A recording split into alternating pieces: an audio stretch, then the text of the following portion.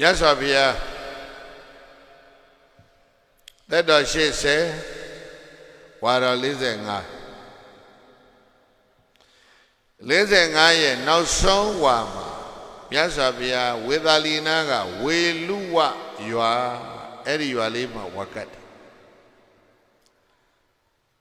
Welua, you are my wakato. Wakata, the Bianade, Paya Yoga. Mayoga Lelo Suro, 3-1-30 yoga. Erago Miasabia, Welua Yaga de Bido.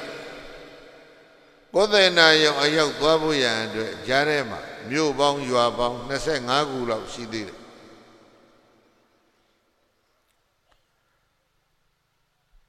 Era Dila Siliade Kayigo, Natabuya and Kanago, Jan Kaimu. Basibe Sasa, no? Sadamia City, yoga, beat and Bio, Bama Dane. Era Digayi, she Tabuya and Kanagoye, Jan Kaimu, Biasabia, Balu de Tele. Pala the Maba, Wizaro Muri. Vale, Allo Jabio. Pala the Maba, no? Pala the Maba, Mumuri, Quebe Biorabu, Moino Chennai Quebi. Ayu palaka palada mapa, Dalibe pio, alobio. At that go song shout de palada mapa, mugo, Ayu palaka palada mapa, call. Any palada mapa, when Zabiro yoga, data. Oh, Miasabiaru, Mia Puido breathe. Swan and later. Lota Puido breathe, no? The Maya Swanyika and Oziadi, Miashi. Ayubanaga Plata Baba Winza Plata Baba Sura, who say the Kure Pisi, the report to Roligado. Jana say the Pisi, Piquem Bay. Pose Leva Shi de Temale, Ratbo say the Lone Pia. Jana Pose de Blojim, Albania Puri Blojim. Ratabo say go Boido Bredai. Pose Levarema, a means on Sailu Alodita. And I go down to Muko, Logo Dara say, Yoja Logo Drasura, Loga Ego Londavi, Loga Yebimego Gide say, Dilubio. Loga Rema Gide, no, Pipia, Niseta Vetri. Alea Mata, Loga Rema Gide, Baba Dwimle. Pipia, Naisede, era Duka Bedru. We bother and Yanseva alone, her logarema, Beji. And Yanseva soon, or Logodra say, well at home, Logarega Trutba. Logarega Trebida, Balanchi Lelos, Neba Lanchira, Neba and Loga Abiamashi. Neba Lanchira Badwile. Bandi Lekana, Nebana, Isudi Rathan. Nebana, Nebani, Bandi Lekana, Yinchan, Lekana Shide. Breda, Neban Haba Lekana Shide. Yinchan, Lekana Shide. Yinchan, Yomelan Losuro. Isudi Rathan. Di Yine, Ayada Leshide. Yoja Bayada Nyan Chanda Ne Dinina Paneva peace and stability Nebama. Any Nyan Vida, Nyan Lego, Radbo Sane, Chini Lai, Yoga Papilla Golo, Yata. Any Rama Yazabia. Weluga Yagani Bida, Wajoda, Tayu Kayi Twitter. Totally by Chongla man, Nasene, Namu Lout, the Mu win, the Mu Dwene, the sound doing low Gualaita. Nui Ubau the level, Sele Kayi Twet, the Mu win, the Mu Dwet, the you are doing it, Kayi Toalaita. Oben Nite Gubido. Madhegari, they are lays and a shiku, de Gubido. Kasong Lasan Saliye ni မြတ်စွာဘုရားမန္လတိုင်းပါဝါမြို့ကိုရောက်ပါတယ်ဒီခရီးဘုန်းကြီးချုံပါဝါမြို့ရောက်တော့စုံဒဆိုတဲ့ရွှေပရိန်သက်ရွှေသထေရွှေကုံသည်ကြီးရဲ့သရတော်ဥယျာဉ်ထဲမှာမြတ်စွာဘုရားနားနေစုံဒသတင်းချညနေဆောင်ရောက်လာတဲ့အဖိနေညနေဆောင်မြတ်စွာဘုရားတဲ့သံဃာကိုလျှောက်ထားတယ်မြတ်စွာဘုရားနဲ့သံဃာတော်မနေ့ပြင်ကအိမ်ကြွဆွမ်းဖုံးပေးပါဗျာမနေ့ပြင်ကလို့ဆိုတာကလပြည့်နေ့ကစုံလပြည့်နေ့သူလျှောက်ထားနေတာကကစုံလသန်း14ရက်ဘုရားနဲ့သံဃာလက်ခံလိုက်ပရိသတ်ကြီးသိထားလိုက်ပဲမသင်္ကရီ148ခုနှစ်ကစုံလပြည့်ညသကောင်ကျော်လင်းအားကြီးမှာဘုရားပရိနိဗ္ဗာန်ပြုတယ်မို့လားအဲ့တော့မနေ့ပြင်ကမနေ့လပြည့်နေ့မနေ့ဆိုတဲ့စွမ်းဟာမြတ်စွာဘုရားအတွက်ဒါနောက်ဆုံးစွမ်းပဲ။ဘာစွမ်းလဲ။အဲ့ဒါကိုဘသူကပ်မှလဲ။စုံဒအလုံးပြောဘသူကပ်မှလဲ။အခွင့်ကောင်းရသွားတယ်နော်။အဲ့မြတ်စွာဘုရားကလက်ခံလိုက်ပြီဆိုတာစုံဒကသိတော့အိမ်ပြန်သွားပြီးတော့စွမ်းဟင်းနေစွမ်းနေပြင်းတယ်မြတ်စွာဘုရားအထူးစီမံပြီးတော့ဘုရားအတွက်ဆွမ်းကရအောင်ဗာလေးများရမလဲဆိုပြီးတော့ညနေဆောင်သူဈေးတဲ့သွားလိုက်တာပြိဿကြီးငါးတွေလည်းအများကြီးရမယ်ကြက်တွေလည်းအများကြီးရမယ်ဘာညာရှိမှာပေါ့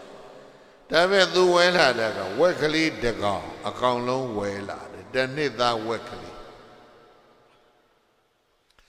အဲ့ဒီဝက်ကလေးတကောင်ဝဲလာပြီးတော့အဲ့ဒါဝိမြတ်သားတွေမျိုးစုံအောင်ထည့်ပြီးတော့စီမံချက်ပြုတ်တာဝက်သားဟင်းနော်သတ်သတ်လို့ခိုင်းကတော့မြတ်စွာဘုရားဝက်သားစားတာမကြိုက်ဒါပေမဲ့ဘုန်းကြီးတို့ကတော့ဒီသူကရမတ္တဝဆိုတဲ့ဒီပါဠိပုဂ္ဂိုလ်ဝက်သားဝက်နုနုလေးရဲ့အသားလို့ဒီလိုပဲဘုန်းကြီးတို့ထေရဝါဒကဘာသာပြန်ဒါပေမဲ့မြတ်စွာဘုရားအသားစားတာကိုမကြိုက်သောဂိုင်းများတို့သဖြင့်မြတ်စွာဘုရားနဲ့ခစ်ပြိုင်ဘုန်းကြီးတို့ဟိန္ဒူဂိုင်းတွေအားလုံးဟာအသားမစားကြဒီကနေ့လည်းပဲဟိန္ဒူဘာသာဝင်တွေအသားမစားဘူးမဟုတ်လားဂျိန်းဂိုင်းကတို့သဖြင့်ရှုပ်ချတယ်အဲ့ဒါကြောင့်ဒီကဆရာတွေကဘုရားပရိနိဗ္ဗာန်စံပြီးတဲ့နောက်ပိုင်းနှစ်ပေါင်း1000ကျော်မှရေးတဲ့ဒီကဆရာတွေကဘာရေးသွားလဲလို့သုခရဘဒ္ဒဝဆိုတာဝက်ပြူသားမဟုတ်ဘူးတဲ့ဝက်တွေနင်းတဲ့နေရာမှာပေါက်တဲ့မိုးအဲဒီလိုရေးသွားတဲ့စာတစ်ခုရှိတယ်။နောက်ဒီကဆရာတယောက်ကလည်းဗာရေးလိုက်လဲဆိုတော့မိုးမဟုတ်ဘူးတဲ့မြင့်တယ်ဒီလိုလဲရေးတယ်။နောက်တယောက်ကတော့မိုးလည်းမဟုတ်မြင့်လည်းမဟုတ်ဝက်သားလည်းမဟုတ်ယသယနာစေဒီလိုလဲရေးသွားတယ်ဘုရားပရိနိဗ္ဗာန်စံပြီးနှစ်1000လောက်ကြာမှเนาะအဋ္ဌကထာတိကာတွေကပေါ်တာအဲ့ဒါယောဝါဒတွေကွဲပြီးတော့ရေးထားကြတာဒီတိုင်းထားဘုန်းကြီးတို့မငင်းတော့ဘူးဝက်သားပဲဘုန်းကြီးတို့လက်ခံအဲ့ဒါစုံဒရွှေပရိန်သက်ဝက်သားစွမ်းကိုပြင်ဆင်ချက်ပြုတ်တော့စัจ java လာ1000ကနတ်အပေါင်းကဒါမြတ်စွာဘုရားအတွက်နောက်ဆုံးစွမ်းပဲနောက်တာဘုရားစွမ်းကပ်ဖို့အခွင့်အရေးမရှိတော့တော့လည်းပဲဒီစွမ်းပွဲကုသိုလ်ဝင်ယူရအောင်ဆိုပြီးတော့နတ်တွေကဝိုင်းပြီးတော့ဝက်သားအိုးတွေကိုနတ်သုဒ္ဓါတွေထည့်ကြတယ်ဗျာသိန္တရားကပန်းချီသာဘလောက်များနော်အငွေ့တွေ1000တောင်တက်ပြီးတော့တစ်မျိုးလုံးမွေးနေမလဲလို့ဘုန်းကြီးစိတ်ကူးကြည့်တာစัจ java လာ1000ကနတ်တွေနတ်သုဒ္ဓါတွေဝိုင်းထည့်တယ်တို့လည်းဘုရားကိုနောက်ဆုံးဆုံးကလည်းရအောင်ဆိုပြီးတော့စုံဒကိုမိခူပြီးတော့ဆွမ်းကတ်တာဒီနေရာမှာအပူဘုန်းကြီးတွေးတာရှိသေးတယ်စုံဒတကယ်ကတ်တဲ့ဝက်သားစွမ်းတဲ့ကိုနတ်တွေကဘာလို့ရလဲမြောင်ပြီးတော့နတ်သုဒ္ဓါထည့်ကတ်ရတယ်မို့လားအေးနတ်ပြည်မှာဘုရားဆွမ်းကတ်ခွင့်ဆိုတာရှိတာမဟုတ်တန်ခါဆွမ်းကလည်းနတ်ပြည်မှာမရှိဘူးနော်မြတ်စွာဘုရားဝါတွင်3လအဘိဓမ္မာဟောတော့ကနတ်ပြည်မှာဝါဆိုတယ်ဆိုတာကြားဘူးတယ်မို့လားနတ်ပြည်မှာဆွမ်းခံထွက်စားတာမဟုတ်ဘူးဘယ်သွားဆွမ်းခံထွက်န မြောက်ကျွန်းဥဒ္ဒရကုရုမှာစိန်ဆွမ်းခံပြီးတော့ဟိမောတာမှာဆွမ်းပုံပေးအရှင်သာရိပုတ္တရာကိုတရားသမ္မာရီတွေအတူချုပ်ကလေးဟောပြီးမှပြန်တက်တာဒီလိုမဟုတ်လားဆွမ်းခံတော့လူပြည်ပြန်ဆင်းရတယ်မဟုတ်လားနတ်ပြည်ဆွမ်းခံလို့မရဘူးအဲ့တော့နတ်ဖြစ်ချင်တာမဖြစ်ချင်တာကိုယ့်အကိုစိတ်ကူးတော့နော်အဲ့တော့စုံတန်းရဲ့ဝေသားဆွမ်းမှာနတ်သုဒ္ဓတွေကအလွန်ကျွံကြီးဖြစ်ကဲမိုးလင်းလိုက်မနေ့ပြင်ကမနေ့ကျဘုရားနဲ့သံဃာအိမ်ကြွမြတ်စွာဘုရားကစုံတန်းကိုခေါ်ပြောတယ်ဟေးစုံတန်းအဲ့ဒီဝေသားဆွမ်းငါဘုရားရဲ့ဆွမ်းပွဲမှာပဲထည့်ပါသံဃာတော်တွေကိုမကျွေးပါနဲ့ငါဘုရားရဲ့ခန္ဓာပဲ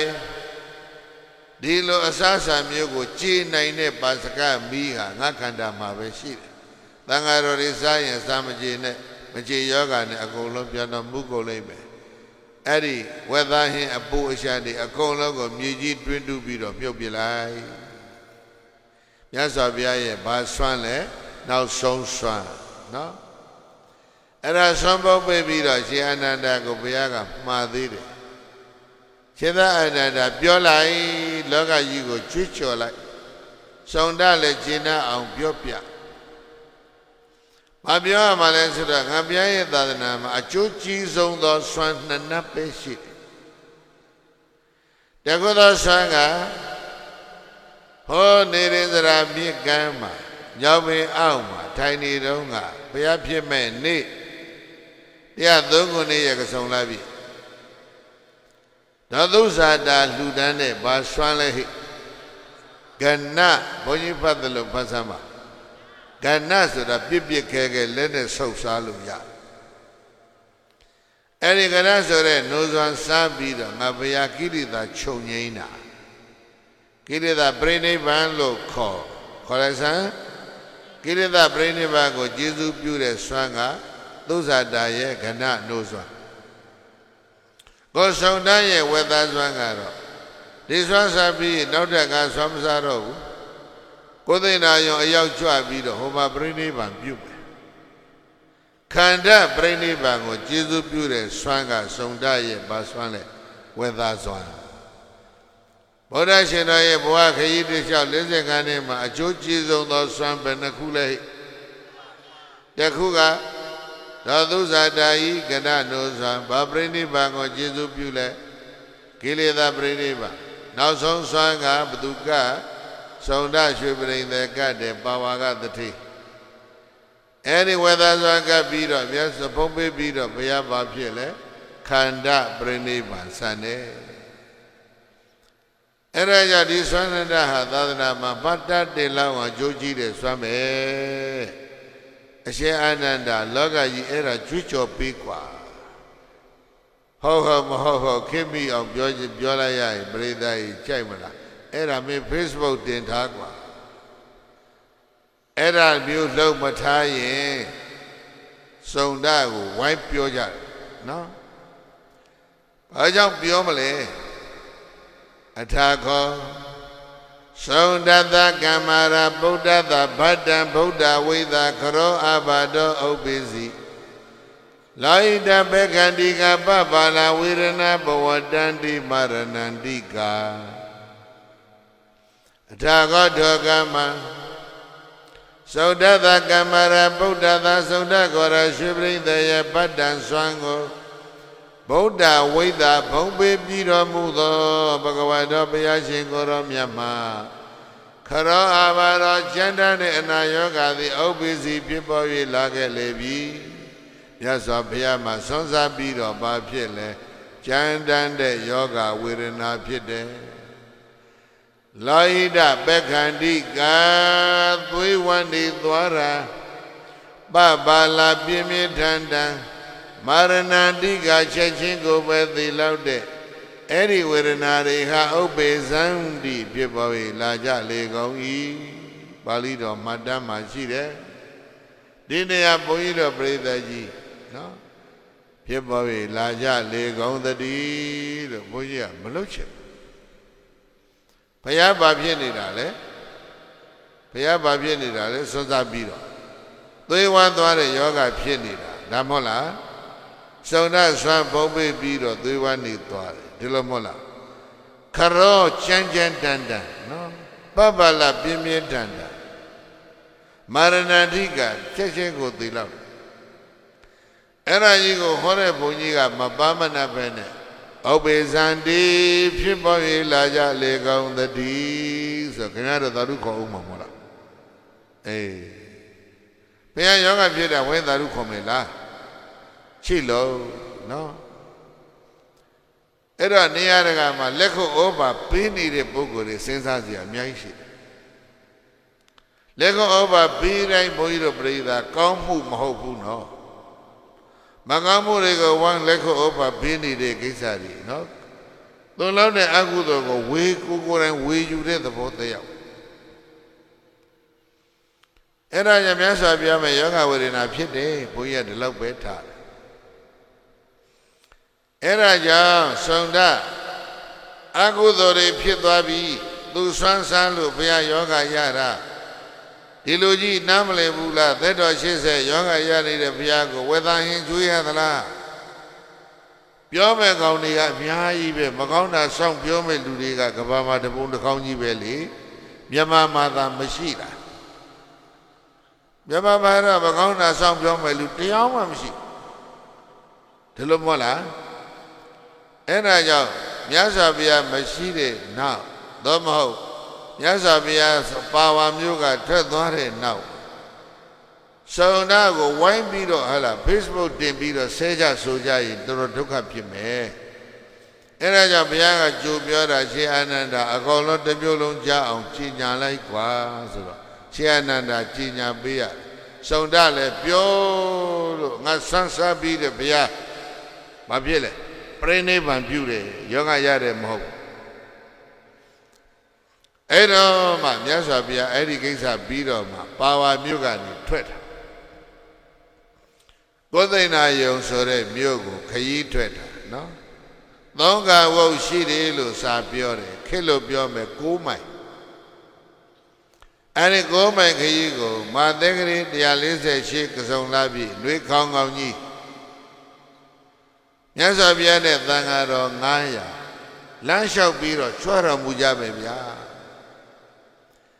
ထာဂတောကဘဂဝါဘုန်းတော်6ပါးသခင်ဘုရားရှင်ကိုရောမြတ်သည်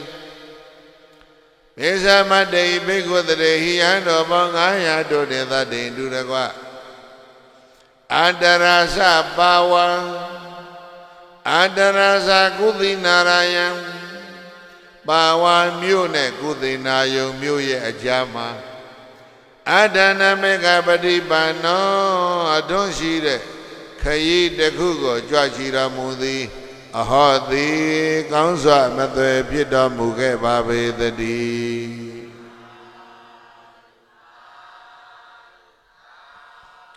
်းဒါတော့သာဓုခေါ်ကောင်းတယ်ဘုရားခရီးကြွသွားပြီ9မိုင်မြတ်သောခရီးတဝက်ကျိုးပြီလို့ဆိုရအောင်နေ့12နာရီလောက်မြတ်စွာဘုရားကလမ်းခုလတဝက်မှာဗမာပြည်ပြောသလိုပြောရင်တော့ချောင်းကလေးတစ်ခုပေါ့ဗျာကလပြည်ပြောသလိုပြောရင်တော့မြင့်ငယ်ကလေးတစ်ခုပေါ့အဲ့ဒီနာရောက်အဲ့ဒီချောင်းကလေးထဲမှာသို့မဟုတ်မြစ်ကလေးထဲမှာချောင်းနဲ့မြစ်ကလည်းပဲအကုန်ကောပြီးတော့သဲတွေပြန့်နေတော့စီးသွားနေတဲ့ရေကမွေတွေသွားနေသလိုပဲကွေးကွေးကောက်ကောက်တော့ရေစီးချောင်းလေးတွေသဲချောင်းထဲမှာရေဘယ်လောက်ရှိလဲလို့ဆိုလို့ရှိဗမာလိုဟဲ့လားဒေါသနားလဲအောင်ပြောမယ်နွားလျှောက်သွားလိုက်ရင်နွားခွာမြုပ်နွားခွာဘာဖြစ်လဲလက်3သေးလောက်ရှိမှာပေါ့လက်2သေးလောက်ရှိလူလျှောက်သွားရင်ခြေကုန်မြုပ်လောက်ရှိတယ်နားလဲဖို့လွယ်တယ်မဟုတ်လားနွားလျှောက်ရင်နွားခွာမြုပ်လူလျှောက်ရင်ခြေကုန်မြုပ်ရှိအဲ့တော့ရေလေးသာရှိတဲ့ချောင်းလေးတွေကမ္ဘာအနာရောက်တော့သစ်ပင်တွေကျိုးတို့ကျဲတယ်တဲ့မြတ်စွာဘုရားရှင်အာနန္ဒာကိုမိန့်တယ်ဗျာအင်္ဂမေတ္တအာနန္ဒ အာနန္ဒာငါဘုရားရဲ့တဏ္ဍဘခါဇာလိမအိုညီဘွားအာနန္ဒာအိမ်ကငါဘုရားတိုက်တွန်းပါရစေအငါဘုရားရှင်ကိုရောမြတ်သည်ကိလန်တော်သမိပင်ပန်းတော်မူတယ်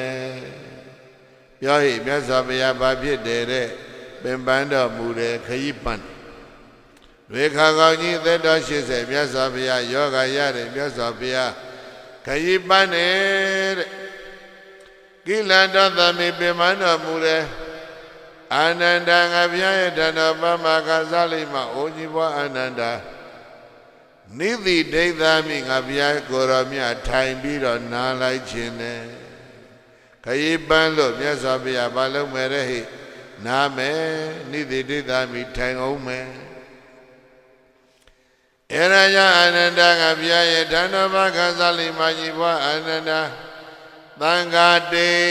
နထသင်္ကန်းကိုပြောရပါကိုလေဟောဒီမှာနထသင်္ကန်းနထပိတ်နထနဲ့ချုပ်ထား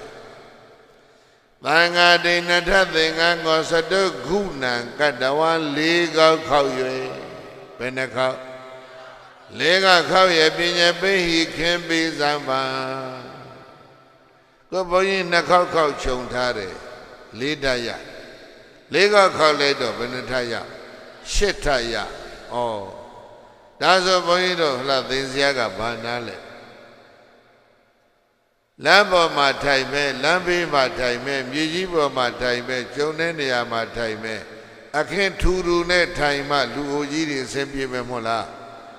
ဒါပဲဘုရားသက်တော်ဘယ်လောက်လဲ80ယောဂရအသွေးအသားတော့ပါသွားပြီအဲ့တော့ထူထူလေးထိုင်ခြင်းတဲ့အဓိပ္ပာယ်ပြောတာလေအနန္တငါနတသင်္ကန်းကို၄ခေါက်ခောက်ပြီးတော့ခေပိကွာနော်သဘာဝအတိုင်းလေးဖြစ်နေတာသဘာဝအတိုင်းလေးပဲရိုးရိုးလေးပြောနေတာပြိဿကြီးဝဲပြီးတော့အဲ့ဒီထဲမှာအယတာခံယူကြည့်လိုက်မြတ်စွာဘုရားရဲ့နောက်ဆုံးခရီးပါဝါကနေပြီးတော့ဘယ်သွားနေတာပါကိုသိနာ6မိုင်ရှိတယ်ခုခရီးတစ်ဝက်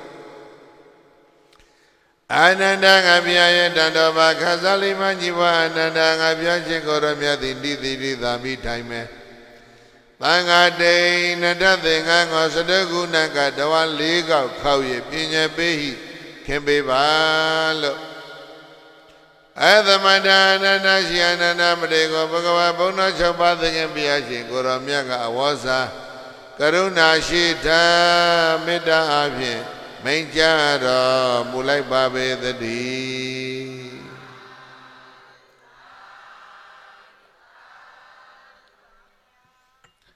အရှင်အနန္ဒကဧဝပန္တိကောင်းလာပြီဘုရားနတသင်္ကန်းကြီးယူပြီးတော့၄ခေါက်ခောက်သစ်ပင်ရိတ်ကလေးရှာသစ်ပင်ရှင်ရင်လေးလှဲလန်းချောင်းဘေးလေးမှာခင်းပေးရသော်ဘုရားထိုင်ပြီးတော့နာသံဃာတော်ရှင်မြတ်ဘာငါရတို့လည်းပဲဘုရားနဲ့တူတူဟိုသစ်ပင်ရိတ်ဒီသစ်ပင်ရိတ်ကလေးတွေနားကြတယ်ချောင်းလေးတဲ့လှမ်းကြည့်လိုက်တော့ရေတွေကကွေးကွေးကောက်ကောက်မွေတွေသွားသလိုပဲစီးနေကြတာအနဲ့ဆုံးသောရေဟာဘယ်လောက်ပဲရှိလဲလူလျှောက်ရင်ခြေကုန်မြုပ်လောက်ရှိတယ်နော်စင်တီမီတာဘယ်လောက်ရှိတယ်လို့ဆိုရင်ဘုန်းကြီးတို့သိစရာနားလည်ဖို့ခက်တယ်ခြေကုန်မြုပ်ဒေါသစကားတဲကောင်းရှင်းတယ်မဟုတ်လားနွားခွာမြုပ်သိရှင်းတယ်နော်အဲ့ဒါဘုရားလည်းထိုင်သံဃာတော်ရှင်ဘုရားတွေလည်းထိုင်နာရသော်ဘုရားကရှင်အနန္ဒာကိုဆက်ပြောတယ်အင်္ဂမေတ္တအာနန္ဒာပိပတိတောသမိအာနန္ဒာပဏိယအာရပိဝိသမိအာနန္ဒာငါဘုရားရဲ့ထံတော်ဘာ၌ခါစားလိမ့်မအိုညီဘွားအာနန္ဒာအငါဘုရားရှင်ကိုရောမြတ်သည်ပိပတိတောရေငတ်တယ်ရေစားတယ်ပိပတိတောသမိရေငတ်တယ်ရေစားတယ်ပါဏိယအာဟာရသောက်တော်ရေယူလာပေးပါပါဏိယပိဝိသမိငါဘုရားရေသောက်မယ်လို့အသမန္တအာနန္ဒရှင်အာနန္ဒမတေကဝေါစာကရုဏာရှိရှုမိန့်ကြားတော်မူခဲ့ပါပေသတည်း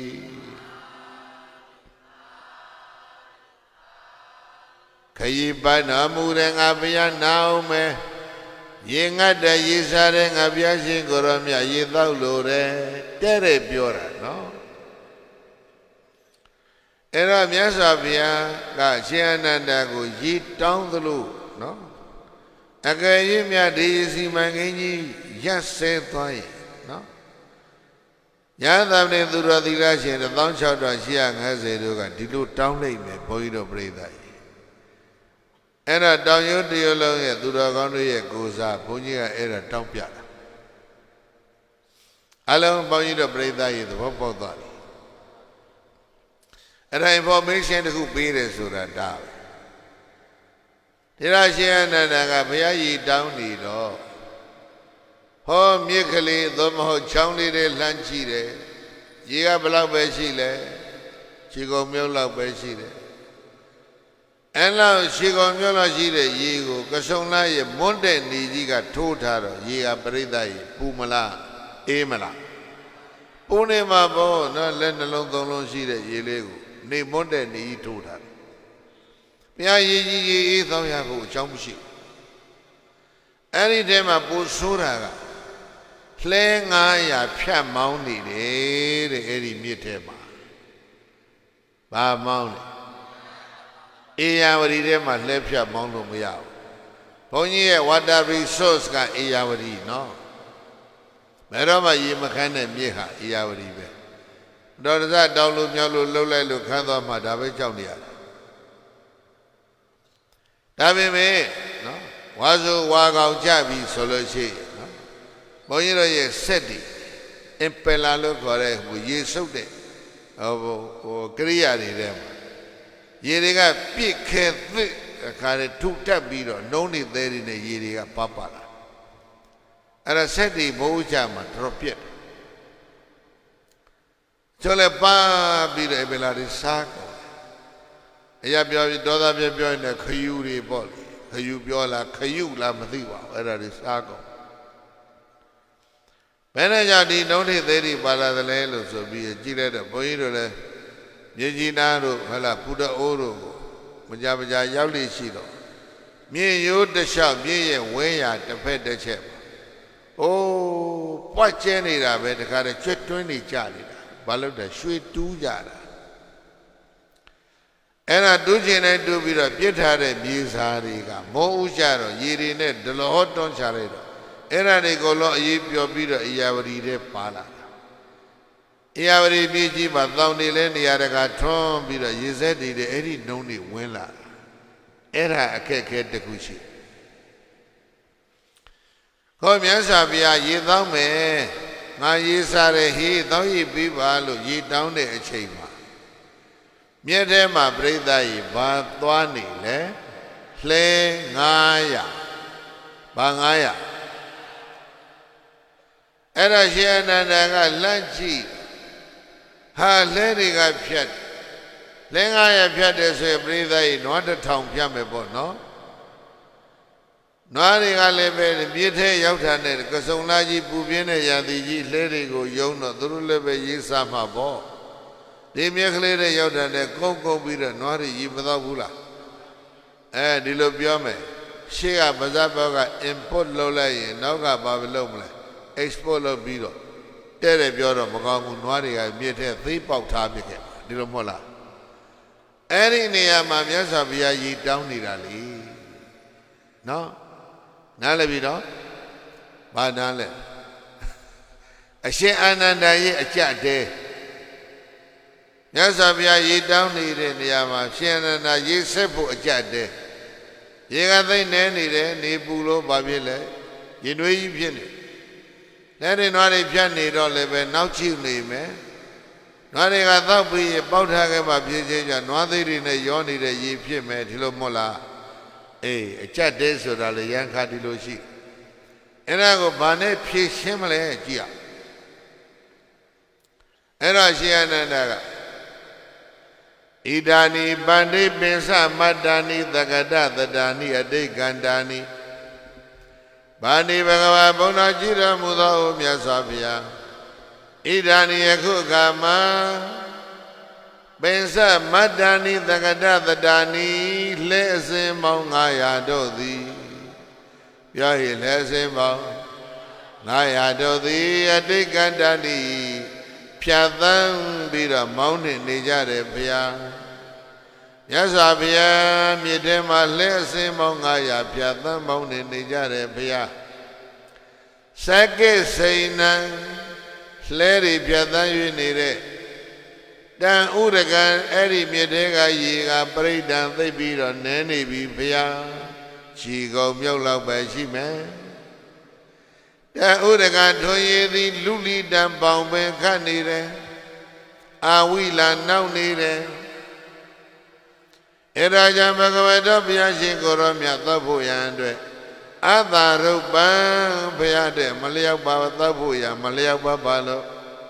အာသမဏန္တောရှင်အနန္ဒမတိကဘဂဝတံဘုံလျှောက်ပါသခင်ဘုရားရှင်ကိုရောမြတ်ကိုအဝါစာရွှေနရောကြောင့်လျောက်ထားရှာလေတည်း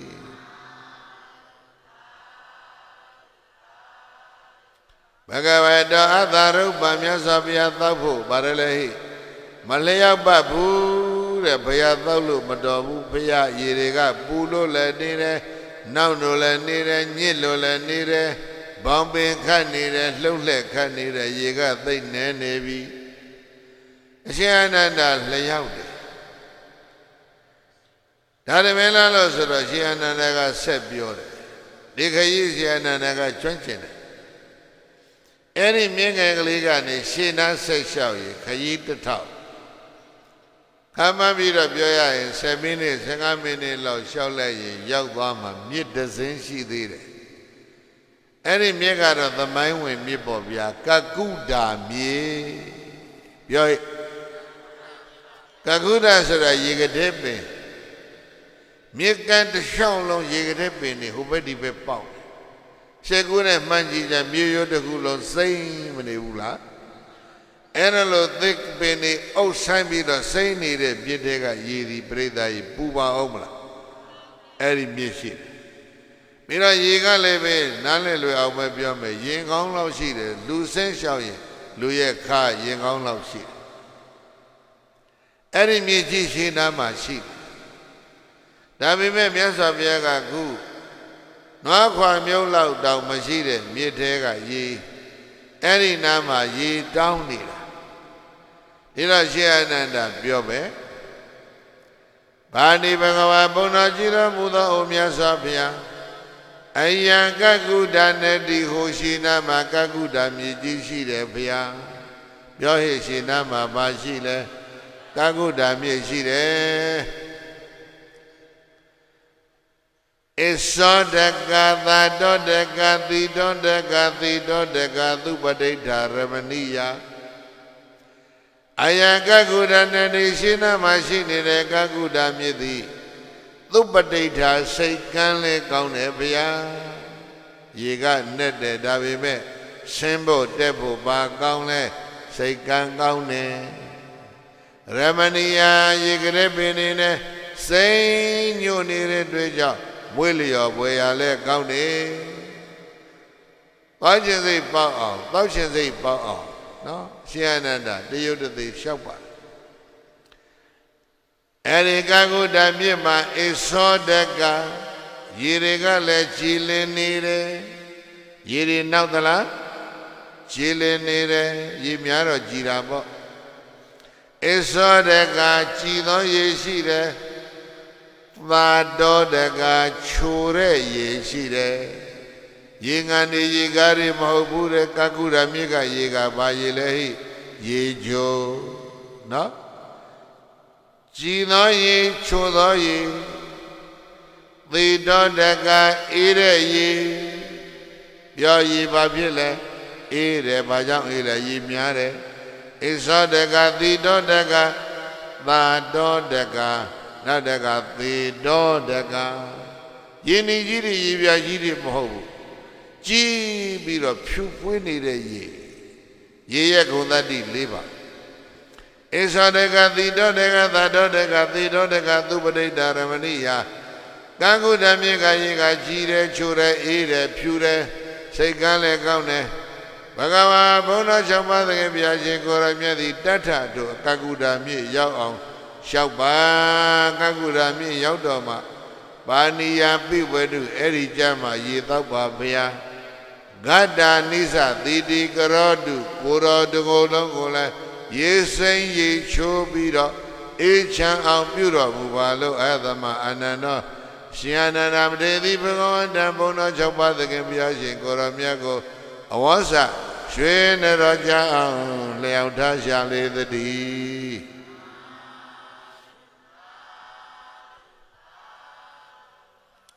ရှင်အနန္ဒတခတ္တနာကကုဒမြည်ကြီးနော်စိတ်ထဲမှာမြင်ပြီးကြည်ပြီးအေးသွားသူလျှောက်ပုံလေးရနော်ရမဏီယမွေးလျော်ပွဲကောင်းလိုက်တာဒီနေ့လူပြောရင်တော့ဟာမြေကသိမ့်သားရတာပဲဒါမျိုးပေါ့နော်ရေတွေကလည်းဘယ်လိုဖြစ်နေလဲကြီးနေတာပဲအေးနေတာပဲရေတွေကရေငန်နေလားဆန်းကန်ရေတွေလားရေချိုးတွေ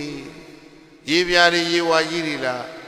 ရေနေကြီးတွေလားမဟုတ်ဘူးရေကိုဖြူပြီးတော့ဖန်သားလို့ပဲနော်ရှင်းနနာအလျှောက်ကောင်းလိုက်တာနော်ဣသောတကကြည်သောရေတိတော်တကအေးတဲ့ရေသာတော်တကသာတော်တကချိုတဲ့ရေသေတော်တကဖြူတဲ့ရေသူပရိဒာစေကံကောင်းတယ်တထဘဂဝါပါဏိယပိဝတုအဲ့ဒီမြင့်ရောက်အောင်လျှောက်ပြီးတော့အဲ့ဒီကြားမှာရေတော့ပါဗျာဂတ္တာနိစ္စသီတိကရောတုကိုရောတကိုယ်လုံးရေစိမ့်ပြီးတော့အေးချမ်းအောင်ပြုတော်မူပါလို့ဘဂဝန္တံဘုံ၆ပါးသခင်ဘုရားရှင်ကိုအဝါစရွှေနရောကြအောင်လျောက်ထားရှာလေတော်တည်း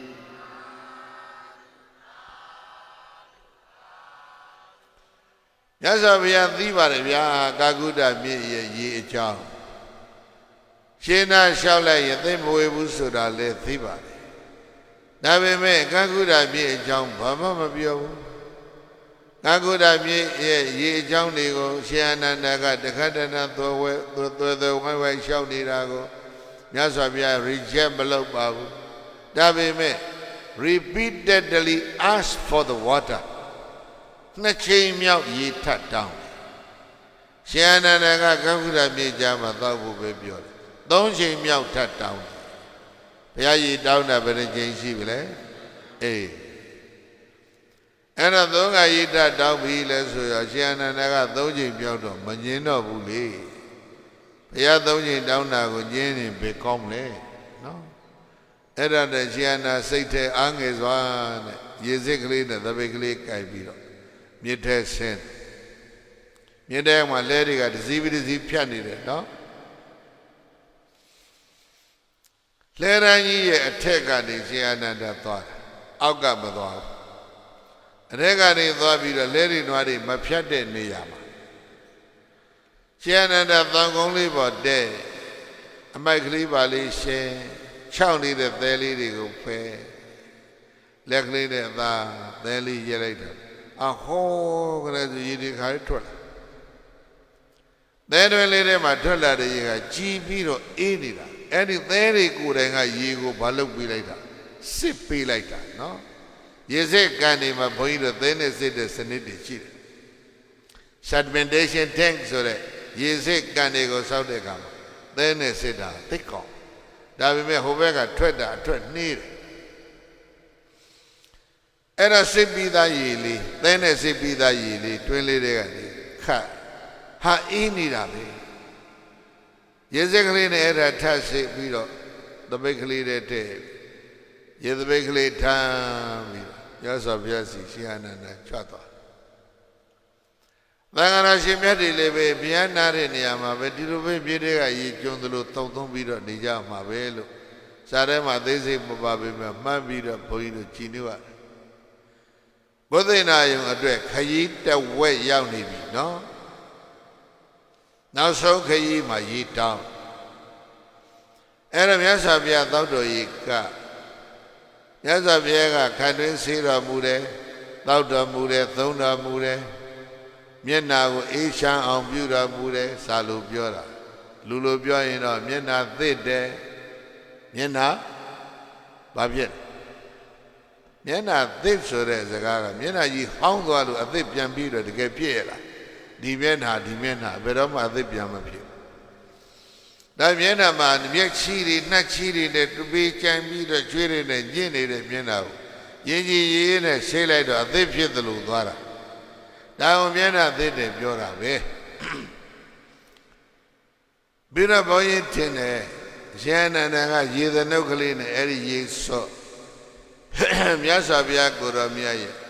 ကိုတော်ကိုရေသနုတ်ကလေးနဲ့ရေပတ်ကလေးများတိုက်ပေးလေအောင်ပဲလို့ဘုန်းကြီးကစိတ်ထဲကြည်နူးပြီးတော့ဒီလိုပြောခြင်းနှွေရသည်ပြိဿရဲ့သက်တော်80မြတ်စွာဘုရားသွေးဝနေသွားနေတဲ့ဘုရားယောဂါကိုဘာနဲ့တားခဲ့လဲမမေ့နဲ့ဖလားသမပတ်နဲ့တားခဲ့တာအဲ့ဒီသမပတ်မျိုးကိုခေါ်တာလဲမမေ့နဲ့အာယုပါလကဖလားသမပတ်ပြောစမ်းပါအေးအဲ့ဒါသက်ခန္ဓာကိုတားတဲ့ဖလားသမပတ်အဲ့ဒါကြောင့်ဘုရားရှောင်းနိုင်တယ်ဒီ9မိုင်အေးသောပြီးတော့အေးချမ်းလို့အပန်းပြေသွားပြီးတဲ့နောက်ပိုင်းနတ္ထသင်္ကန်းကခင်းထိုင်ထားပြီနော်ခြုံစရာမရှိတော့အဲ့တော့ဧကတိသင်္ကန်းလေးမပြီးတော့ခေါင်းပေါ်တင်လိုက်မျက်နှာထိအောင်ဧကတိသင်္ကန်းစလေးဖုံးတာဘာဖြစ်လို့လဲလေတွေတဟူဟူလေပူတွေတိုက်လှဲတွေကပြင်းကိုပြတ်နေတာဘလောက်လဲလှဲလန်းကြောင်းကဖုံးတွေ1000တောင်ထမနေဘူးလားအဲ့ဒါကြောင့်သင်္ကန်းလေးနဲ့အုပ်ပြီးတော့သစ်ပင်ရင်ထိုင်သစ်ပင်ရိပ်မှာဗလသမပဝင်စားနေတန်ဃာတော်တွေလည်းပန်းဖြေလို့ရေသုံးလို့ပြီးကြတော့နောက်ဆုံးလှဲအဲ့ဒီမှာရောက်လာတယ်။ဘာရောက်လာလဲနောက်ဆုံးလှဲတစ်စင်းရောက်လာတော့နောက်ဆုံးလှဲဘော်ကလူကြီးတယောက်ဆင်းတယ်ဆင်းပြီးတော့သစ်ပင်ရိပ်ထဲနေတဲ့မြတ်စွာဘုရားနဲ့သံဃာတော်တွေကိုကြည့်ပြီးတော့လက်အုပ်ချီလို့သံဃာတော်တွေကလည်းငြိမ်နေကြတယ်လေအစရိယံဝတ္တဘောအဘုဒ္ဓံဝတ္တဘောသန္တိနဝတ္တဘောပပ္ပစိတာဝိဟာရေနဝိဟရန္တိဘောဝရှိတော်ဣစရိယံဝတ္တလက်ဖြင့်တီး၍အံချီခြင်းငါထိုက်ပါပြီစွာတကားဘောဝရှိတော်အဘုဒ္ဓံဝတ္တမပြစဘူးထုထုကဲကဲဖြစ်လာကြ၏တကားသန္တိနပပ္ပစိတာပပ္ပစိတာယသိရေယဟန္တိယပပ္ပစိတာယသိရေယဟန္တိဟာနှမျိုးစလုံးဘုန်းကြီးပြောနေတယ်နော်ဘာတွေယသိရေယဟန္တိသန္တိနာငြိမ်းငြိမ်းချမ်းချမ်းဝိဟရန္တိနေနိုင်ကြပေကုန်စွာတကားအဲ့ဒီလက်ဘောကဆင်းလာတဲ့လူကြီးပါးစပ်ကနေမြည်တာဟာဩဇာကြီးထူးထူးဆန်းဆန်းပဲဒါကပူလောင်နေတဲ့ຫນွေကာလလဲလန်းချောင်းဘေးမှာလဲတွေချောင်းချောင်းမောင်းနေတဲ့လဲလန်းချောင်းဘေးမှာဘုံတွေ1000တော်ထနေတဲ့လဲလန်းချောင်းဘေးမှာယသိတွေယဟန်တွေဘယ်လိုနေကြလဲငြိမ်းချမ်းစွာနေကြတယ်ပြောယသိတွေယဟန်တွေငြိမ်းချမ်းစွာနေလိုက်ကြတာယသိတဲ့ပြောသန္တိနဝတ္တဗန္တိပပ္ပစိတာဝိဟာရိနာဝိဟရန္တိယသိရေယဟန်တွေငြိမ်းချမ်းစွာနေလိုက်ကြတာလို့ဣမံဥဒ္ဒနာဤဥဒ္ဒံဥဒ္ဒနေသည်ကျူရင်တော်မူတယ်အဲ့လိုဥဒ္ဒံကျူပြီးတော့ယသိယဟန်တွေပြငြိမ်းချမ်းချမ်းနေနေလိုက်ကြတာကွာလေလောင်ကြောင့်ပူပူလောင်လောင်ပုံ1000တောင်းနဲ့အဲ့ဒီအတန်ကိုမြတ်စွာဘုရားကြားလိုက်တယ်လို့ဘုန်းကြီးကဒီလိုတင်းတယ်။ကောင်းဖုံးထားတဲ့သင်္ကန်းလေးဖွင့်လိုက်တယ်။ဘုရားမျက်နှာတော်ဖူးရ။အဲဒီမှာလက်ဘောကလူကြီးကလက်အုပ်ချီးပြီးတော့ဘုရားနာချင်းကပ်ပြီးတော့ဒီစကားပဲထပ်ဩ။သန္တိနဝတ္တပန္တိပပ္ပစိတာဝိဟာရေနဝိဟရန္တိယသိရေယဟန်တွေကဒီလိုပူလောင်နေတဲ့ရာသီကြီးမှာဘယ်လိုနေကြလဲ။ငြိမ်းချမ်းစွာနေကြတယ်။ဒလောကလုံးအုံအုံကြွကြွဖြစ်ခြင်းတိုင်းဖြစ်တိုက်ခြင်းတိုင်းတိုက်ပြစ်ခြင်းတိုင်းပြစ်သတ်ခြင်းတိုင်းသတ်နေကြစေကမူယသိတွေယဟန်ဒီပဲလို့နေကြလေဟိငြိမ်ငြိမ်ချမ်းချမ်းနေကြတယ်မကောင်းဘူးလားလောကကြီးဘာပဲဖြစ်နေတို့ငြိမ်ချမ်းချမ်းနေကြအဲ့ဒါ ဘာသူလဲလို့ဆိုတော့အဲ့ဒီလူကြီးဟာလေနောက်ဆုံးလဲဘော်ကလူကြီးဟာလေပုဂ္ဂုသဆိုတဲ့မန္လာမင်းကြီးဘာသူလဲဟဲ့ပုဂ္ဂုသဆိုတဲ့မန္လာမင်းကြီးမန္လာတိုင်းကမင်းသားကြီးသူလေးနှစ်ဘယင်လုတ်ဖူးတယ်မန္လာတိုင်းရဲ့အုပ်ချုပ်တဲ့စနစ်ကိုတက္ကရာကပြောတယ်ကဏစနစ်နဲ့အုပ်ချုပ်တယ်ဗါရဲကဏဆိုတာစုပေါင်းခေါ်ပါဠိမန်စနစ်နဲ့တိုင်းပြည်အုပ်ချုပ်ဆိုတာမျိုးဟာဒါကဏစနစ်ပြောအဲ့ဒါပါဠိမန်စနစ်ကအဲ့ဒီတွေကရှိနေတာပဲနော်မာလာတိုင်းမှာရှိတယ်နောက်ဝိဇ္ဇီတိုင်းမှာရှိတယ်ဘာစနစ်လဲပါဠိလိုပဲပြောကဏစနစ်စုပေါင်းအုပ်ချုပ်နေရီကနေအမတ်တွေမျိုးစားတွေနေစားတွေရွာစားတွေအကုန်တက်ပြီးတော့စူးစီးဖွဲ့ထားတဲ့ပါဠိမန်အဲ့ဒီပါဠိမန်လွတ်တော်ကနေပြီးတော့မှဘယင်ကိုတယောက်ကအစောသွင်းဝိုင်းဝေဖန်ပြီးတော့မဲနဲ့ရွေးတင်တာဗျာဘယင်ကိုမဲနဲ့ရွေးတင်တဲ့စနစ်အဲ့ဒါကဏစနစ်ဘယ်နဲ့လဲဆို4နှစ်ပဲဒီနေ့စိတ်လို့နောက်တစ်ခါပြန်အရွေးခံရွေးလို့ရရင်သူတက်အရွေးခံရရင်တက်ရွေးမခံရရင်အဲ့ဒါထွက်ပဲမန္လာမင်းသားကြီးကဘယင်ဖြစ်ဖူးတယ်တဲ့မန္လာတိုင်းမှာ4နှစ်ဘယင်လုပ်ခဲ့ဒုတိယအချိန်ကျတော့လွတ်တယ်ကသူ့မရွေးတော့တာနဲ့ပဲအဲ့ဒါထွက်ပြီးတော့လှဲရီထောင်ပြီးတော့ကုန်ကူးတန်းရောင်းဝယ်ဖောက်ကားစားနေတာမန္လာမင်းသားကြီးကလှဲကုန်တယ်ကြီးဖြစ်ညဇာဘုရားပန်းဖြေနားနေတဲ့လဲလန်းချောင်းဘေးမှာလာတွေ့တာပြိဿကြီးဩဇရာကြီးနော်အဲ့ဒါဧစရိယဝတ္တဘောအဘုဒ္ဓဝတ္တဘောဘောအရှင်တော်ဣစရိယဝတ္တလက်ဖြစ်တီးလောက်အောင်ရှိွယ်ကောင်းလာပါပြီဆိုတကားအဘုဒ္ဓဝတ္တမပြည့်စုံဘူးထူးထူးဆန်းဆန်းပဲသာတိနဝတ္တဗန္တိပပစိတဝိဟာရိနဝေရဏိယသိရိယဟန်ဒီလောကကြီးကိုမျက်နှာလွှဲပြီးတော့ငြိမ်းချမ်းစွာနေနိုင်ကြတယ်အဲ့ဒါပြောတော့မြတ်စွာဘုရားကဟေးပုဂ္ဂုသမင်းယဟန်ဒီနဲ့တွေ့နေတဲ့နေရာမှာဘာကြောင့်ယသိထဲပြောလဲတပည့်တော်တဲ့လွန်ခဲ့တဲ့45နှစ်တုန်းကကြည်စံနောက်ကျောင်းပြန်တာရှိဒီလိုပဲလဲအုပ်ကြီးနဲ့ဥရဝေလမှာဖြတ်ခဲ့တယ်ဘုရားလွန်ခဲ့သောဘယ်နှစ်ကသူလဲအုပ်ကြီးနဲ့လဲရန်ကြီးနဲ့ပဲဖြတ်သွားဥရဝေလမှာဒါဆိုရင်လွန်ခဲ့တဲ့45နှစ်ဆိုတော့ဘုရားဥရဝေလမှာကျင့်နေတော့မဟုတ်လားဟာတော့သိရှိတဲ့မင်းသားကြီးအဲ့ဒါဖြတ်သွားတာဥရဝေလမှာဒီလိုပဲလမ်းဘေးမှာသင်္ကန်းချုံပြီးတော့သမ္မာပဝင်စားနေတဲ့ယသိတယောက်တွေ့ခဲ့တယ်ဘယ်သူလဲအဲ့ဒီယသိဟာအာလာရယသိဘာလဲအာလာရောကာလမုံကာလမမျိုးကလာခဲ့တဲ့အာလာရယသိကိုတွေ့ခဲ့တယ်ဗျာ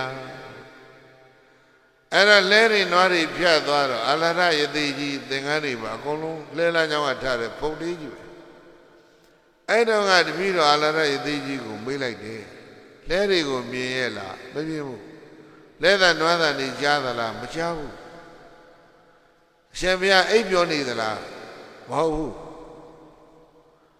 မေ့မျောနေသလားမဟုတ်ဘူးတတိနဲ့အသိရှိရဲ့လားရှိတယ်ဘာသိနေတာလဲဇံဝင်စားနေတာအာလာရယသိကြီးဘာဝင်စားဣစရိယဝတ္တဘောအဲ့ဒီမှာလည်းသူပြောခဲ့တယ်ဩဇရာကောင်းလိုက်တာယသိကြီးအာလာရလှဲ900ဖြတ်မောင်းတာမြင်လဲမမြင်ကြားလဲမကြား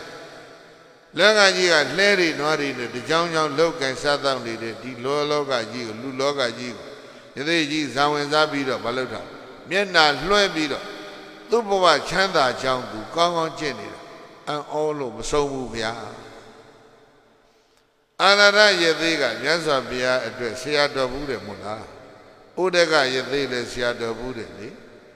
အဲ့တော့ဘုရားနဲ့အတူတူချင်းပေါ်ချင်းပဲပုဂ္ဂိုလ်ကြီးတွေကိုဥရဝေလမှာသူတွေ့ခဲ့တာ သူမတွေးခဲ့တာကဘုရားလောင်းဖြစ်ဘုရားလောင်းမတွေးခဲ့ဘူး45နှစ်လုံးလည်းဘုရားမတွေးခဲ့ဘူးခုမှနောက်ဆုံးနေ့ကြမှာဘုရားလာတွေ့နေတာပြိဿဒါကပူအံ့ဩစရာမကောင်းဘူးဒါဖြင့်45နှစ်လုံးလို့သူဘာလုပ်နေလဲဆိုယသိတရဏံကိစ္ဆာမိလုပ်နေတာအဲ့ဒါယသိကြီးရဲ့ဇန်သမပတ်စွမ်းရည်ကိုအံ့ဩလို့ယသိကိုးကွယ်နေခဲ့တာဘယ်နှစ်နှစ်ကြာသွား45နှစ်ကြာသွားတယ်ဘုရားကိုတရဏံကိစ္ဆာမိမလုပ်ဘဲနဲ့မင်းမျိုးမင်းနွယ်မင်းဆိုးရာဇာတဲကပုဂ္ဂုတရဲ့ဘဝဖြစ်ပုံကိုပြိဿရေဒါသံဝေကယူရယသိတင်ကြီးကိုးကွယ်လာတာနှစ်ပေါင်းဘလောက်45နှစ်ကြာတယ်ဘုရားထံတစ်ခေါက်မှမရောက်ဘူးကိုမြတ်စွာဘုရားလာတွေ့ပြီလဲဆိုရောဘာဖြစ်နေပြီလဲနိုင်မိုင်းပဲကြံတော့တယ်မြတ်စွာဘုရားကကွယ်တော့မယ်ဟုတ်လားနောက်ဆုံးနေ့လေးကြာမှလာမှီတာဒီလိုမဟုတ်လားအဲ့တော့မြတ်စွာဘုရားကလည်းသူကမေးသေးတာမြတ်စွာဘုရားလဲရီနွားရီဖြတ်သွားတာမြင်လိုက်လားမမြင်ဘူးကွာလဲတဲ့နွားတဲ့တွေကိုကြားတာမကြားဘူးကွာ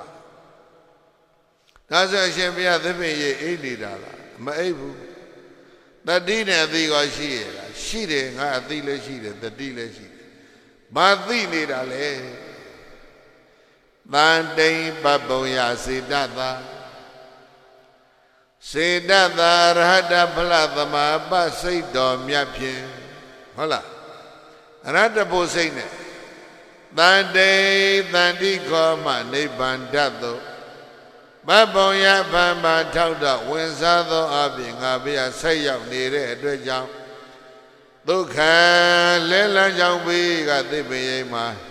ချမ်းချမ်းသာသာဒုက္ခချမ်းချမ်းသာသာတိတိငါဘုရားအိတ်နေရတယ်လို့ဘဂဝါသေတိနေရအိတ်ရတယ်လို့သတ္တလူနဲ့တို့ဆရာဘုရားရှင်ကိုရောမြတ်ကအဝါစာ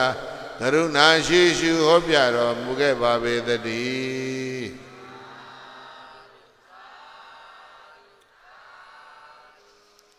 ငါအရဟတဘောစိတ်နဲ့နိဗ္ဗာန်တည်းကိုဝင်ပြီးတော့နေနေတာအဲ့ဒါကြောင့်နေပူတာလည်းမသိဘူးလေတိုက်တာလည်းမသိဘူးပုံထူတာလည်းငါနားမလဲဘူးလှဲ့လည်းမမြင်ဘူးတွားလည်းမမြင်ဘူးဘုန်းကြီးတို့ပြိဿကြီးစိတ်တော်ကဘယ်ထဲမှာလဲနိဗ္ဗာန်တည်းမှာဘာစိတ်လဲအရဟတဘောစိတ်မြင်သိစိတ်ကြားသိစိတ်တွေအကုန်လုံးဘာဖြစ်နေလဲရပ်ဆိုင်နေမြင်ခွင့်ကြားခွင့်ဘုရားပေးရလားဘုန်းကြီးတို့ပြိဿကတော့မိုးလင်းလာတာနဲ့ပဲဘာကြားသေးလေဒီလိုလေးလာတာဟုတ်ဗျာနော်မောတော်သတင်းကိုသိကြားခြင်းကြားလဲကြားတယ်ကြားပြီးငါနဲ့မလို့ပြောတာဆိုပြီးတော့ရှောက်လေပြောလိုက်သေးတယ်နော်နာရောမျက်စိရောအနာကိုမပေးဘူးမြတ်စွာဘုရားကမျက်စိလည်းအနာပေးထားတယ်နားလည်းအနာပေးထားတယ်နော်အဲ့တော့လှဲနဲ့နွားနဲ့ကမ္ဘာလောကကြီးမျက်နှာလွှဲပြီးတော့နိဗ္ဗာန်ရဲ့တန်တိနဲ့ဣသုတိကိုကြည့်ပြီးတော့နေနေတာအဲ့ဒါကိုရှင်းပြတော့ဇန်သမပတ်နဲ့ဖို့သမပတ်ပြောပါနဲ့ပါဇန်သမပတ်တဲ့ဖို့သမပတ်ကမြင့်မြတ်ကြီးကျယ်တာကိုပုဂ္ဂုသမာလာမင်းကြီးအဲ့ဒီမှာနားလည်သွားတယ်ငါယသိကိုယ်ွယ်လာခဲ့တာနှစ်ပေါင်း45နှစ်ယသိတဲ့စွမ်းရည်လောက်ပဲသိတယ်ယဟန်တို့ရဲ့သမပတ်စွမ်းရည်ကိုငါခုမှသိတာမြတ်စွာဘုရားကြီး45နှစ်လုံးကိုယ်ွယ်လာခဲ့တဲ့ကိုယ်ွယ်မှုတွေအကုန်လုံးကိုတပည့်တော်ဒီကနေ့ဆွန့်လွတ်ပါပြီအိမ်ထဲမှာရှိတဲ့အမိုက်တွေအကုန်လှဲထုတ်အိမ်ပြင်ကိုထုတ်အဲ့ဓာတွေကိုအကုန်လုံးမီးရှို့ပြာချအမိုက်ပြားတွေကိုတောင်းနေထက်တောင်ပေါ်တက်သွားလေပြင်းပြင်းလာတဲ့အခါတောင်ပေါ်ကနေလေတဲ့လွှင့်လိုက်သလိုဟုတ်လားယသိကိုယ်ဝေရာတွေကိုလွှင့်လိုက်ပြီဘုရားဘယ်သူလဲဟာကိုဒီသဘောမပေါက်ရင်တော့နောက်တစ်ခေါက်ပြန်လိုက်ဦးမယ်အစအနေပြန်ဟောရင်မကောင်းဘူးလားယသိကိုယ်ဝေရာတွေကိုလေထဲမှာပြားတွေလွှင့်သလိုလွှင့်လိုက်ပြီဘယ်သူလွှင့်တာပုဂ္ဂုသမန္လာမင်းနော်သိင်္စရကလူတွေလည်းပဲလွှင့်ဖို့အချိန်ကိုယ်ချိန်ကိုကြည့်ပြီးတော့ကြည့်လို့ကြနော်ယသိတရဏံကိစ္ဆာမိလှုပ်လာတာနော်45နှစ်ဂ ခုမှအဲ့ဓာတွေကိုလွှင့်လိုက်ပြီရေပြင်းပြင်းစီးနေတဲ့မြစ်ထဲမှာအမိုက်တွေကိုမျောလိုက်သလိုပဲသာသနာ့ဘယသိကိုယ်ကိုယ်ရာဒီအကုန်လုံးဘာဖြစ်လိုက်ပြီလဲလွှင့်လိုက်မျောလိုက်ပြီဗျာဘာနေဘဂဝါဘုံတော်ကြည်တော်မူသောအိုမြတ်စွာဘုရားအိဇတကေပါဏုပေတံဒီကနေ့မှစရသက်ရှင်းနေသမျှကာလပတ်လုံးဘဂဝန္တံဘုရားပါသကေဘုရားရှင်ကိုရောမြတ်ကိုဓမ္မတရားတော်ကိုသံဃာတော်ကိုသရဏံဣတိကိုကိုရာဟု၍ကိစ္ဆာမိဘုရားတပည့်ယုံကြည်သိမှစိကပ်ပါပြီလို့ဘဂဝန္တံဘုံတော်၆ပါးတကယ်ဘုရားရှင်ကိုရောမြတ်ကိုအဝေါစာရွှေနေတော်ကြအောင်လျောက်ထားရှာလေတည်း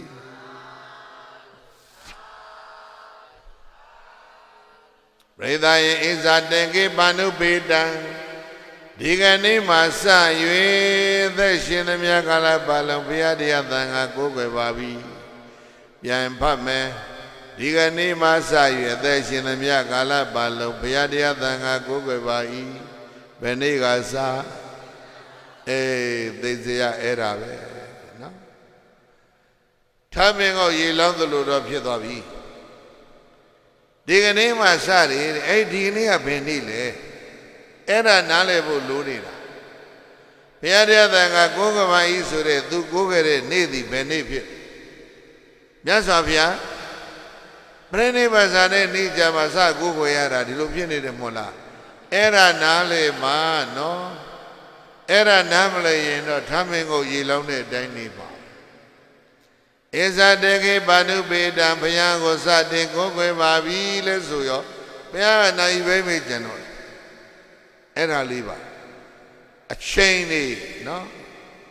အသက်ပင်ရှိနေရတော့လည်းပဲဘုရားတရားသံဃာနဲ့မနေမိရင်ဒီပုဂ္ဂုတလို့ဖြစ်တော့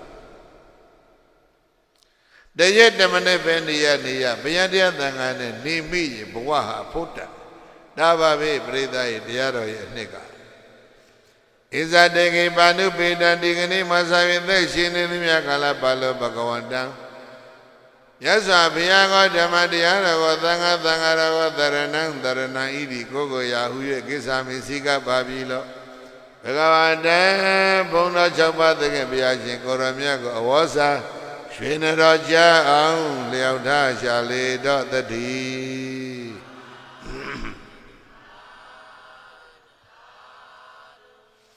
ယသိကိုးကွယ်တာကနေသာသနာကိုးကွယ်ခြင်းဘုရားတရားသံဃာကိုးကွယ်ခြင်းသို့ပြောင်းတာဘုရားရဲ့နောက်ဆုံးနေ့မှာအဲ့ဒါမင်းသားကြီးနော်အယက်သားမဟုတ်သေးဘူးပြီးတော့မှမြတ်စွာဘုရားကပူဇော်အောင်မယ်လဲဘဝကောင်လှမ်းပြောတယ်ဟေးအထုပ်ကြီးဖြေလိုက်အကောင်းဆုံးခြုံတယ်သကလထေကြီး2ထည်လောက်ယူခဲ့စမ်းกว่าသို့လဲမောင်းတဲ့လူကထုတ်ကြီးဖြေအဲ့ဒီကသကလခြုံတယ်ကြီး2ခုယူလာပြီးတော့တစ်ထည်ကိုမြတ်စွာဘုရားအားလှူပါ၏နောက်တစ်ထည်ကိုအရှင်အာနန္ဒာအားလှူပါ၏တဲ့ပရိသတ်ကြီးတစ်ထည်ကမြတ်စွာဘုရားတစ်ထည်ကဘသူလှူတယ်မြတ်စွာဘုရားပင်ပန်းခရီးကျမ်းကိုရှောက်လှမ်းနေတော့ရေကြီးတော်ဆက်တဲ့အရှင်အာနန္ဒာဘာရလဲခြုံတယ်တစ်ခုရတယ်အစမပြေဘူးလားအဲ့ဒါဒါကလည်းပဲစိတ်ဝင်စားစရာကောင်းတယ်ဒီလိုပုဂ္ဂိုလ်ကဒီတယောက်ပဲတွေ့ဘူးလေဘုရားလှုပ်ချွေးနေတဲ့ပုဂ္ဂိုလ်ကိုသူလည်းပဲဟာအသိမှတ်ပြုပြီးတော့တစ်ထဲလှူသွားမိရမရှင်အတ္တတာကိုလျှောက်တဲ့မြတ်စွာဘုရားခြုံပေးလိုက်စမ်းပါတဲ့သူကြီးညိုခြင်းလို့ပါတက္ကလခြုံတယ်ကြီးသုံးမွေးခြုံတယ်ကြီးလို့ဆိုရအောင်ကစုံလပူအဲနဲ့နိလေခင်းကြီးမြောက်ကရနေတဲ့မြတ်စွာဘုရားကိုမလုပ်ရဘူးခြုံပေးသူကြီးညိုဖို့သူကုသိုလ်ယူဖို့ရတယ်ဘုရားကဒါကြီးကိုပူခံပြီးတော့ခြုံပေးအောင်ကြည့်ပါဦးနော်ဘုန်းကြီးတို့တရားဓမ္မတွေလည်းကြီးညိုလို့ရှိရင်ရခါအဲ့ဒါမျိုးတွေလုပ်သူတို့ကြီးညိုခံဖို့ဆိုတော့အိုကြီးတွေပင်မတော်ပူရှာဒါလေးဖုံးပေးပါဦးဗျာဒါလေးဖုံးပေးပါဦးဗျာ10ရက်လောက်လာပြီးဒါလေးဆိုတော့ဒါကြီးဖြစ်သွားအဲ့ဆိုတော့ကြီးတွေမသက်တာနော်အဲ့ဒါကြောင့်သုံးပွဲနာဝိုင်းပြီးတအုပ်ကြီးရှိနေတယ် ဘုန်းကြီးကတော့အကုန်လုံးနှင်ထုတ်တယ်သွားကြဝေးဝေးသွားကြစားကျင်တာတိုက်စားသူတို့စားခိုင်းနေစားလို့ပဲဖြစ်ပါမယ်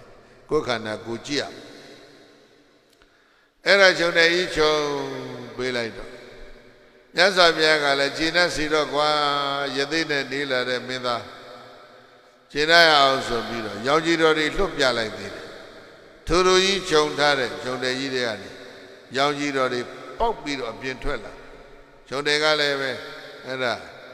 အနီးအဝါရောထားတဲ့ခြုံတယ်နဲ့တူတယ်နှီးရဲနေတဲ့ရောင်ကြီးတော်တွေအထက်ကနေထွက်လာပုဂ္ဂသဗလာမင်းကြီးကကြည်နူးပြီးတော့ပြုံးပြီးတော့လဲပေါ်တက်ပြီးနောက်ဆုံးလဲပေါ်မှာမောင်းပြီးတော့သွားတယ်ဟိုဘက်ကန်တက်ပြီးတော့သွားမြတ်စွာဘုရားတဲ့သံဃာတော်ရှင်မြတ်တို့ကလည်းပဲတောက်ရည်လေးတောက်သုံးပြီးတော့အင်အားတွေဖြစ်လာတဲ့မြတ်စွာဘုရား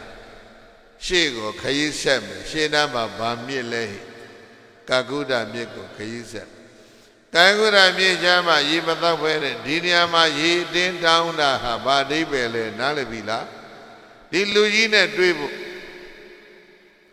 မဂ္ဂုဒမန္လမင်းကြီးနဲ့တွေ့ဖို့ရန်အတွက်ဒီနေရာမှာမြတ်စွာဘုရားနားပြီးတော့ရေတောင်းတာအကယ်၍ရှင်အနန္ဒာလျှောက်တဲ့တဲသာကာကုဒ္ဒမြစ်ထိသွားလိုက်ရင်လဲရနွားတွေမဖြတ်နိုင်တဲ့ကာကုဒ္ဒမြစ်ထိအောင်သွားလိုက်ရင်လဲနွားဖြတ်နိုင်တဲ့ဒီမြစ်မှာမန္လမင်းကြီးနဲ့ဘုရားလွဲမသွားဘူးလားအေးလောကထစရိယဆိုတာပေပန်းခံပြီးတော့သူတစ်ပါးရဲ့အကျိုးကိုဆောင်ရွက်တာဟာဒီဒိဋ္ဌိအလုံးနားလည်ဖို့လိုမယ်ဟုတ်လားအဲ့တော့အလုံးပဲဘုန်းကြီးတို့ဏီကုံးမှာကတော့ကေနကံကတ္တနိဗ္ဗာတိကေနဝိန္ဒတိကဒွယံကေနကတ္တမိပဋိဋ္ဌာတိကေနဝိန္ဒတိကတယံသာရဝနှလုံးပြောင်းပြောင်းသူတော်ကောင်းပေါင်းတို့ကေနရေလူကြောင့်ရေလူချင်းရဲ့အကျိုးကျေးဇူးကတော့ကတ္တငရဲသနေယမမင်းရဲ့ကံငရဲမိတွေကနိဗ္ဗာန်ငြိမ်းရမယ်ပရိသတ်ရဲ့ဗာမိတွေငြိမ်းငရဲမိတွေငြိမ်းရမယ်တေတကိုရေနာနာလှူပြီးတော့ဗျာပသိမ်ဆက်ကလူတွေကိုတွန်းကျင်ပါတယ်ငရဲအိုးတဲ့ခဏတစ်ပြုတ်သွားကြသမှာငရဲချဖို့ပြောတာမဟုတ်ဘူးဟိုမှာစိတ်စမာနတို့ဒီဝဒတို့တော်ဘူးနေပြီလေရေလူပြီးဟိုသွားရင်ဟိုကမီးတွေပါဖြစ်ငြိမ့်သွားမှာမဟုတ်လားဟိုကပုဂ္ဂိုလ်တွေနေပါမှသက်သာရမသွားဘူးလားအဲ့ဒါပြောတာကေနာရေလူကြောင့်ကတ္တငရဲတဲ့နေယမမေယကံငရဲမိတွေကနိဗ္ဗာန်ငြိမ့်မယ်ကေနာရေလူကြောင့်ကဒွယံယုတ်ဤလျံဝါအတန်သာခြင်းအဲ့ဒီအကျိုးနှမျိုးကိုလည်းပဲဝိန္ဒတိရမယ်ရုပ်ကောင်းခြင်းနဲ့အတန်ကောင်းခြင်းပြောရပါကောင်းပါကောင်းရုပ်ရည်လျံဝါအတန်သာခြင်းဆိုတဲ့အကျိုးနှမျိုးကိုလည်းဝိန္ဒတိရနိုင်တယ်ကေနာယေလူကြောင့်ကတ္တမိမခိုက်ထော်ဖျားဥထိတ်နာမှာပဋိဒါတိတည်ရမယ်လူဘဝလူဖြစ်ရင်ထိတ်တန်းနတ်ဘဝနတ်ဖြစ်ရင်ထိတ်တန်းမြမဘဝမြမဖြစ်ရင်လည်းထိတ်တန်းတော့ဘယ်ဘဝရောက်ရောက်ထိတ်တန်းမှနေရမယ်ကေနာကတ္တမေပဋိဌာတိကေနဝိရတိကတ္တယံကေနယေလူကြောင့်ကတ္တယံချမ်းသာစည်းစိမ်ဂုဏ်သိမ်အာနာဆိုတဲ့အကျိုး၃မျိုးသုံးဖို့၄မျိုးကိုဝိန္ဒတိရနိုင်တယ်လို့ပောရဏစရိယာရှိရှိကဆရာဟောင်းတို့သည်အာဟုကထင်တိကောင်းစွာမသွဲမိတ်ဆိုတော်မူခဲ့ကြလေကောင်းသတည်း